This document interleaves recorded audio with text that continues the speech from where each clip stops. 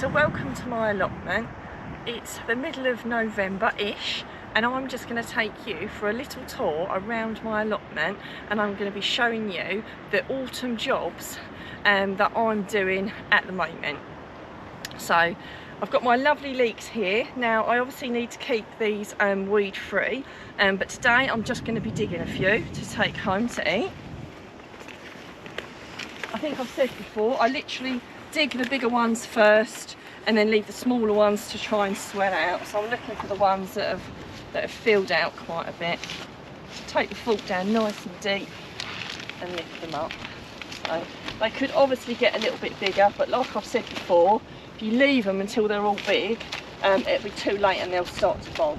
So the most sensible thing to do is to take the ones that look like the largest and then let the smaller ones bulk out a little bit. So there we go, that looks like a nice chunky one there. That looks perfect. So they don't look too bad at the moment.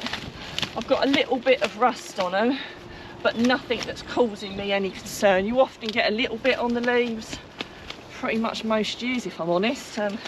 Anyone knows any way of keeping them down? I mean, the best way to try and keep them down is obviously you don't plant them in the same place each year, so we do crop rotation and keeping them weed free as well. Gosh, that's quite a decent sized one. So let's grab another one.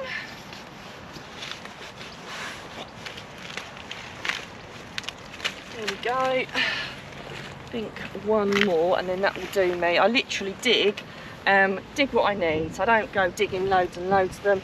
I dig what's going to be eaten in the next few days. I'm just looking for one more that looks a bit larger than the other one, and that one, oh actually that one looks nice. So over time, obviously the ones that are a little bit smaller will start to fill out, so that they'll stay in and you'll dig them when they're a little bit bigger. So I've still got a lovely lot of lettuce there. I don't need any lettuce this time, so I'm just going to leave that there.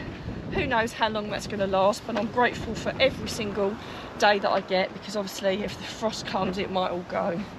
So this is just a clear patch here which I'm going to mulch over at some point.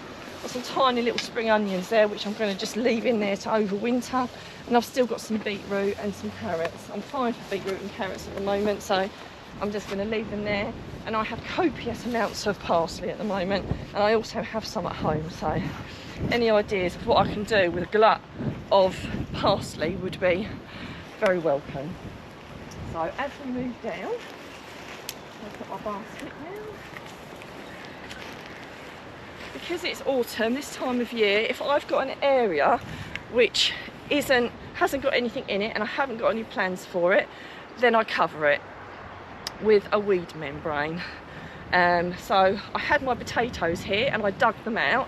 I've given it another redig, because whenever you do that you always find a few more potatoes, like we did, you can see in the basket. So I'd already dug all the potatoes out, but there's always a few sneaky ones that seem to slip through the net. So after redigging it, I've got as many as I can get out. I imagine there's probably definitely a few in there that I've missed, but you just have to do the best you can with it. So if we move over, just going to clear this last little bit, because I'm going to lay a strip right across the middle. I had all my squashes and courgettes here, and up until recently I was still getting some courgettes, so I left them in, but I think we can safely say that they're done, so they can come up. So again, you know, I might as well left them in. I got a few off of them, so it's definitely worth leaving them in. But I think if you've been getting courgettes right up to the end of October to the beginning of November, that's quite an accomplishment, which I'm quite pleased with. So I've just got to roughly pull the weeds out. When you cover it with the weed membrane, it's ideal if you can get most of the weeds out, but don't worry too much, especially if you've got a really large area that you just don't know whether you're going to get to it or not, and you're not going to be able to dig it all. Far better to cover it and stop the weeds from getting any worse than leaving it and hoping you're going to dig it. A perfect example of what happens is something like that. Unfortunately my neighbour's is absolutely riddled with weeds. Now if that was my allotment, I'd be covering it with a weed membrane to at least suppress it if I haven't got time to dig it. Because sometimes life does get in the way. Everyone has things happen in their life, you know, family stuff, injury, whatever, and we can't always get up here when we want. And putting a weed suppressant down is something that just saves you a lot of hassle, and it gives you just a bit of a head start in the spring.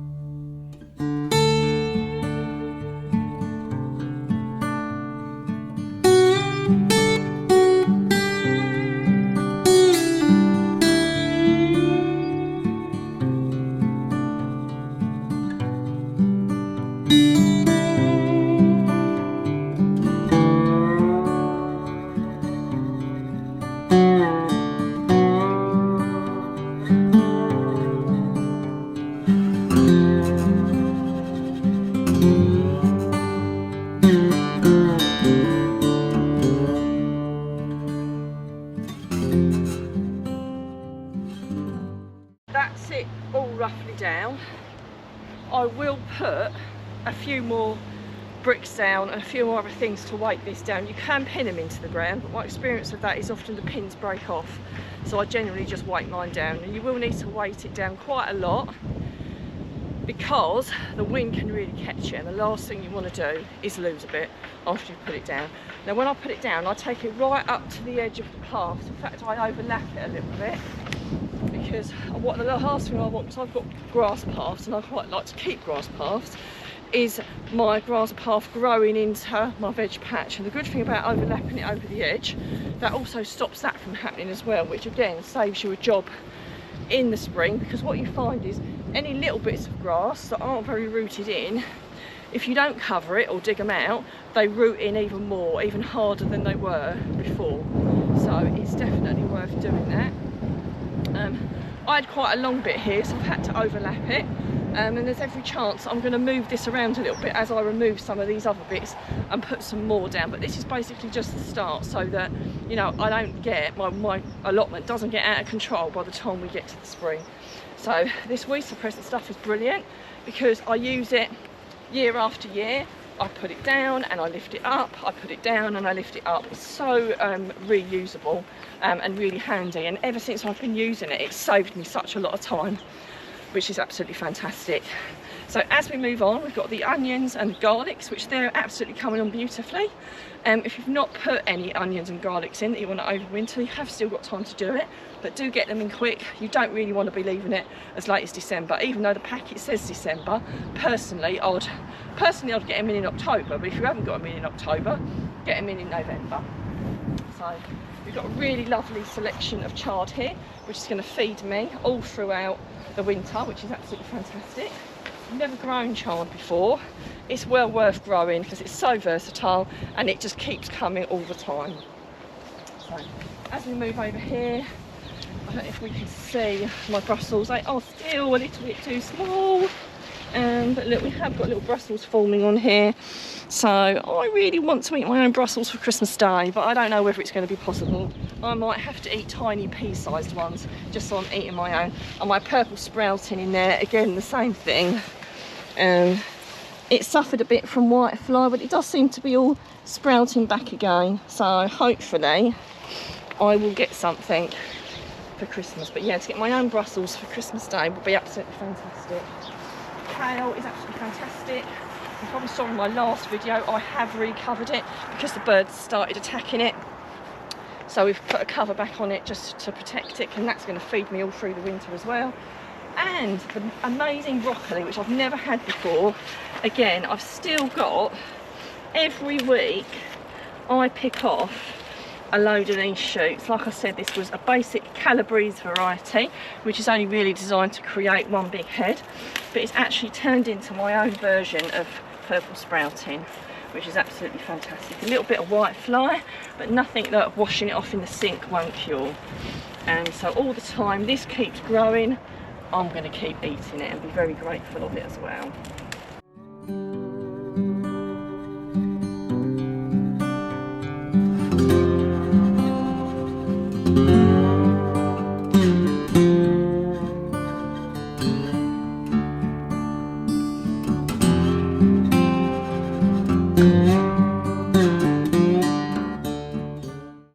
So there we go.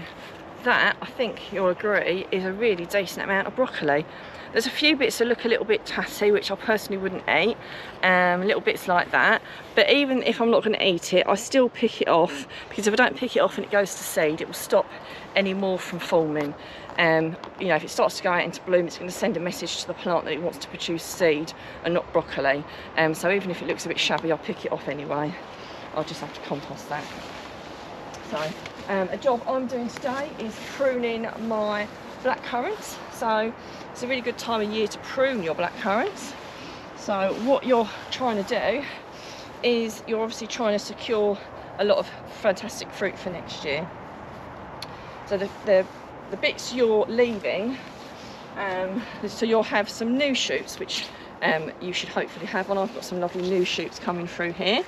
I need to take out about 1/3 of the old wood, and you can tell old wood to new wood because it looks quite different. So as you can see here, some of this is very dark, so that's old wood and that's new wood, so you can see the difference. You're only removing about 1/3 of the old wood, and if anything's crossing over with something else, you're removing that and just generally giving it a tidy up in and around the base of the plant as well. I've got a really dead one there. Look, Berry had it. In fact, I think it's almost broken off already. So there we go. That's one that definitely has to go. You know, anything that's kind of a bit in the way as well. So dead looking stuff, if stuff's hanging a bit too much on the floor. I've got two that are almost crossing over each other here. So I'm going to try and stop that from happening, because you don't want things crossing over from its own plant or even from anyone else's, to be fair. There's a few bits here that are a little bit too, the secateurs aren't going to do it, so I am going to have to come back with the saw and take some of these out with the saw, unfortunately. But yeah, so like I said, about 1/3, so let's try and give that a go, shall we? So this one's crossing over that one, so we could just maybe take that one out, see if the secateurs, again I think this one might be a bit too thick, but we'll see what happens. Yep, that one came, that's fine. And I've got some really low ones as well. Again, the problem if you get the branches that are really low, once it's full of blackcurrants, they end up touching the floor. And you might find if you get a really heavy crop, which I often do, they do touch the floor a little bit, some of them, despite your best efforts to stop that from happening. You prune it every year, you take away what you think are the ones which are going to easily touch the floor, and you still seem to have ones that are going to touch the floor anyway. That one in particular already is kind of hanging out really a lot, so we'll have that one out.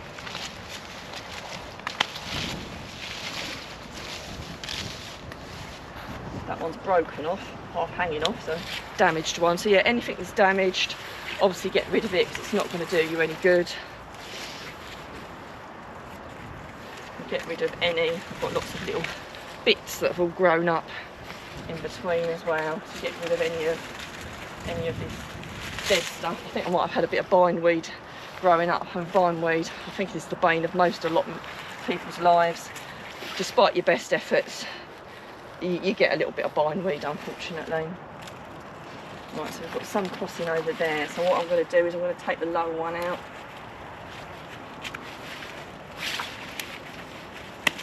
There we go. And also the other thing is creating airflow in and around the middle of the plant as well, because then you're less likely to get disease and the berries will form a lot easier. So removing, this time of year there is a lot of stuff growing in and around these things, so trying to remove everything just to clear a patch. Something I did last year, which I probably will do this year, is I put I've got chickens at home and their feed comes in paper bags, so I'll save all their paper bags, and then at some point I'll put the paper bags in and around this area, and then I just cover it with manure, and that really does keep the weeds down. And so although I don't do the no dig for a lot of my allotment, on some things like this, putting down the paper and a bit of, you know, mulch over the top of it, or manure, or whatever you want to use, is a really good way of keeping the weeds down. So even though it's looking a little bit untidy at the moment, for the most part of this year it's been a lot better than it's been, genuinely. So I like doing that, so I'm going to keep doing it. So put all these bits out. Definitely want a decent pair of gloves on, and you don't have to worry about catching your fingers or ruining your fingernails. If you're like me and I'm a gardener, but I still have really nice fingernails, if anyone's curious. So it is possible to do a lot of gardening and to keep nice nails as well. So I've got a very nice lady in my yoga class that does my nails for me. She does a very good job. So this is one that's touching new woods, so this one's definitely coming out.